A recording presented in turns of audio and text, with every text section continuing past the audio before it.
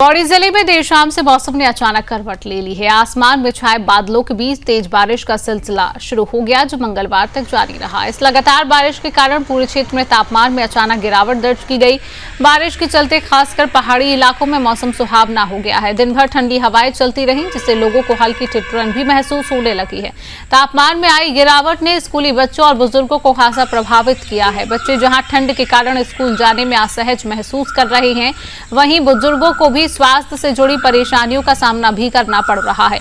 स्थानीय बाजारों में लोगों ने गर्म कपड़े निकाल लिए हैं और अधिकतर लोग घरों में ही रहने को मजबूर हो गए हैं। बारिश के कारण सड़कों पर भी हलचल कम नजर आई है। वहीं दूसरी ओर किसानों के चेहरे पर चिंता की लकीरें साफ देखी जा सकती है।